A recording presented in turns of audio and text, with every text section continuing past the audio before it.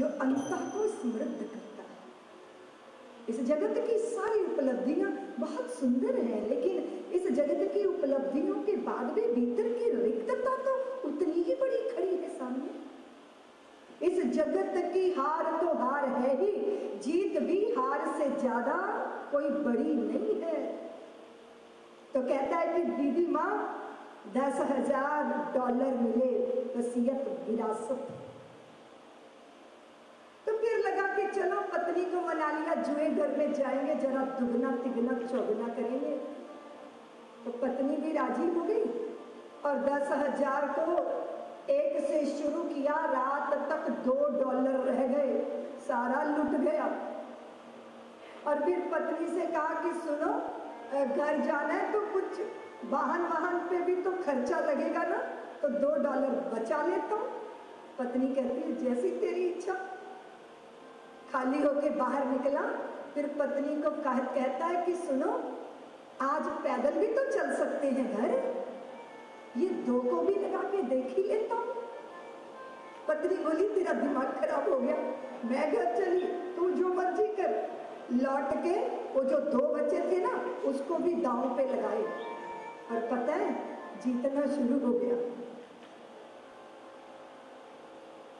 बची हुई आधी रात अगला पूरा दिन खेलता रहा, 10 लाख हो गए। एक बार तो लगा कि 10 लाख हो गए, घर चलता हूं समेट के। फिर तृष्णा कहती है एक बार फिर लगा दे दांव पे, तो फिर लगा दिए सारे, तो 0 शून्य, इतना बड़ा गोल अंडा। घर वापस आया, पत्नी बोली क्या हुए? बोले वो जो 2 थे ना वो भी हार गया। ये नहीं बताया कि 10 लाख तक पहुंच गया था। बड़ा विचित्र है इस देश की, इस जगत की उपलब्धियां। आपने पाया, आपने खोया, आपने इधर से पाया, इधर से खो दिया। पता चला कि इसको पकड़ने का प्रयत्न किया, वो हाथ से छूट गया, उसको पकड़ने का प्रयत्न किया, वो हाथ से छूट गया। ये जगत की कहानी ऐसी ही है। मैंने बहुत उपलब्धियों वालों के चित्त में नैराश्य का अंधकार देखा है। अमीर से ज्यादा सुखी है गरीब, क्योंकि उसकी आशा है कि जब इतना पालूंगा तो सुखी हो जाऊंगा। लेकिन अमीर की तो वो आशा भी खत्म हो चुकी है। हाँ, लेकिन उसकी संभावना है कि वो निराश जो जगत ने किया है, अब वो परमात्मा की तरफ चरण उठाए, वो अंतर यात्रा करे कि वो क्या है जिसको पाने के बाद संसार में कुछ भी पाना शेष नहीं रह जाता।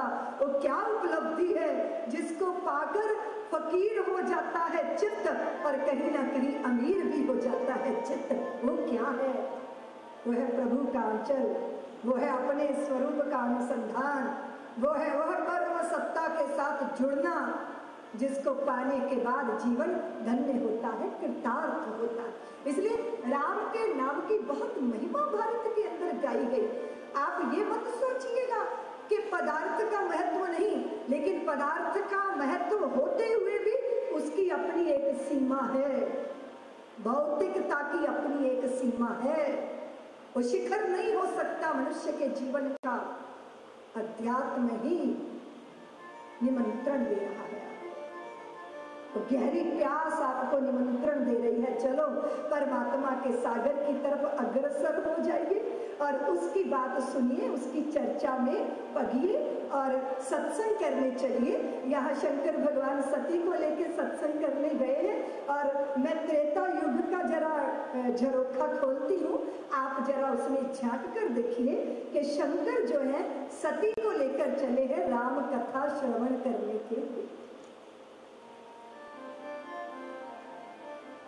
एक बार त्रेता युग माही शंभु गए कुंभज ऋषि पास।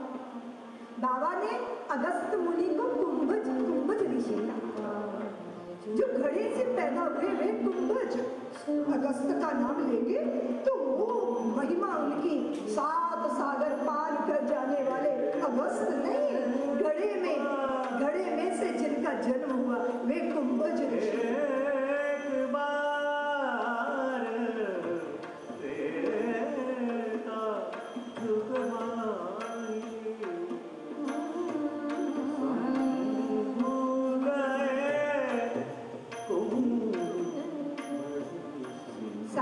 सहधर्मिणी है। संग सती जग जननी भवानी, पूजे ऋषि अखिलेश्वर जानी। राम कथा मुनि वर्ज बखानी, सुनि महेश परम सुख मानी।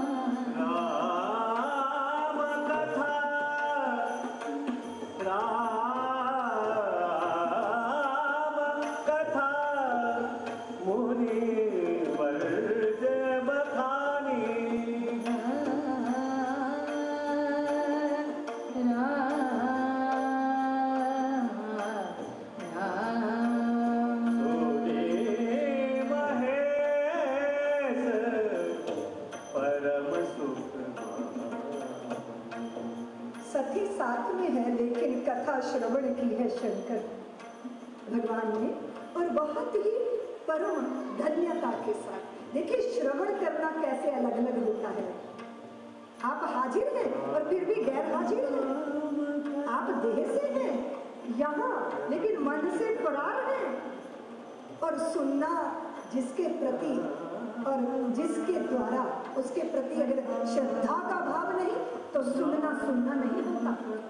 और स्नेह करना आसान है, प्यार करना आसान है, पर श्रद्धा करना आसान नहीं है। श्रद्धा हिमालय के शिखर पर चढ़ने जैसा है। स्नेह तो छोटों को किया जाता है, प्यार तो बराबर वालों को किया जाता है, पर श्रद्धा तो अपने से श्रेष्ठ के प्रति होती है। और जिससे सुनना है उसके प्रति श्रद्धा ही नहीं, उसके प्रति चित्त ताल जैसा तरल ही नहीं हुआ, उसके प्रति हृदय सोने की तरह पिघला ही नहीं।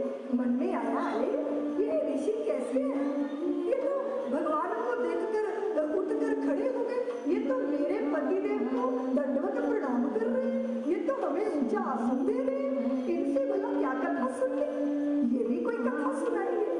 ये भाव है सती के चित्त में। श्रवण करना है तो श्रवण की विधा भी तो है। कथा में आए हो तो कथा की तैयारी भी तो होनी चाहिए। आपका चित्त की चतुराई छोड़कर होना चाहिए। लेकिन यहाँ तो बड़ी विचित्र स्थिति है सती की। ये सती बड़ा विचित्र व्यक्तित्व है। ये दक्ष की पुत्री है ना, तो इनके मन में संशय बहुत है। और ये जो संशय है ना, ये बड़ी खतरनाक स्थिति है। चित्त को खंडित कर दे संशय। कल मैं आदरणीय रमेश भाई साहब के परसों चर्चा कर रही थी उनके आंगन में बैठकर कि कर्ण कितना बढ़िया धनुर्धर था, लेकिन उसका सारथी था शल्य। शल्य का अर्थ है संशय। वो चित्त में संशय डाल रहा है कि तू कैसे जीत जाएगा, तेरी क्या विसात है, अरे तेरी औकात क्या है। वो बार बार कर्ण को बता रहा था, बार बार कर्ण के चित्त में संशय पैदा कर रहा था। और एक अर्जुन था जिसके सारथी थे भगवान कृष्ण, जो कह रहे थे अर्जुन जय तेरे चरण चूम रही है, सफलता तेरे ऊपर बरसने को अधीर है अर्जुन, ये तो मरे मराई ही है। प्रभु सिर्फ तुम्हें अपने कार्य में निमित्त बनाना चाहते हैं। कैसा होना चाहिए सारथी? कृष्ण जैसा सारथी होना चाहिए। शल्य जैसा सारथी होगा तो मामला गड़बड़ हो जाएगा। तो हमारा सारथी संशय, चित्त में संशय। सती के चित्त में संशय है, श्रद्धा से नहीं सुना। भगवान ने सोचा कि सती को श्रवण करवा दे भगवान राम के बारे में, लेकिन जबरदस्ती तो किसी के साथ नहीं हो सकती। और पत्नियों का कल्याण पतियों के द्वारा तो बिल्कुल नहीं हो सकता, वो साक्षात शंकर भगवान ही क्यों ना हो।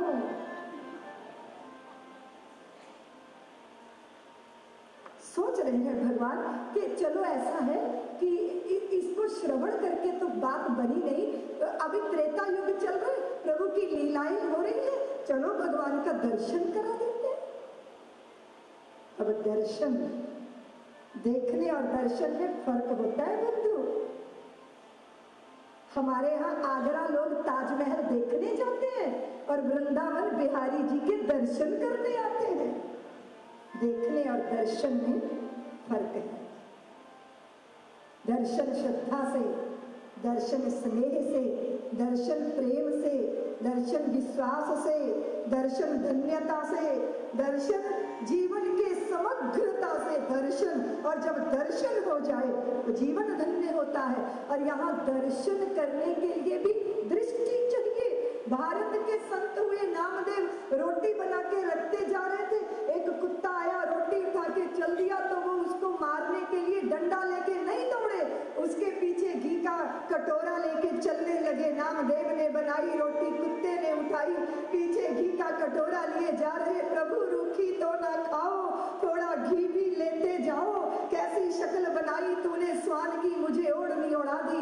इंसान की नाना रूपों के पीछे देखने वाली दृष्टि तो कुत्ते में भी प्रभु का दर्शन कर लेती है।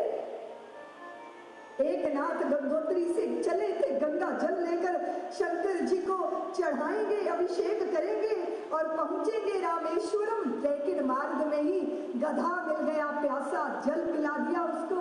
लोगों ने कहा, एक नाथ आपकी यात्रा तो भंग हो गई, आपने शंकर का जल गधे को पिला दिया। लेकिन एक नाथ जी ने देखा उस गधे में से ही देवाधिदेव महादेव प्रकट हो गए। आओ एक नाथ मेरे आलिंगन में बंध जाओ, तुमने मिट्टी के पुतलों के पीछे प्रभु की सत्ता को पहचान लिया है, अब तुम्हें रामेश्वरम जाने की जरूरत नहीं है। तेरा रामेश्वरम यही है जहां तुमने चिन्मयी सत्ता को मृणमय के पीछे देख लिया। दृष्टि चाहिए ना, दृष्टि। अब न कर पर्दा है पर्दा नशी, हमने दर पर्दा तुझे देख लिया। तेरे दीदार की थी दिल में तमन्ना, सो तुझे लोग देखेंगे वहां, हमने यही देख लिया। तू हम नजरबाजों से छिप ना सका है, जाने जहां तू जहां भी जाके छिपा, हमने वही देख लिया। हमारे पास दृष्टि है, इसलिए हम कण कण में परमात्मा का दर्शन करते हैं, वनस्पतियों में देखते हैं, चंद्रमा में, सूरज में, सागर में, धरित्री में, प्रत्येक हृदय के धड़कन में अपने प्रभु का अनुभव करते हैं। क्योंकि हमारे पास संवेदना है, हमारे पास दृष्टि, श्रद्धा की दृष्टि। जगत जगत ना रह जाए, जगत जगदीश्वर हो जाए, ऐसी दृष्टि दर्शन का ये तरीका है। कैसे दर्शन करो कि चोर में भी साधु को देख लो। ऐसा मत देखो कि साधु में चोर की तलाश करो।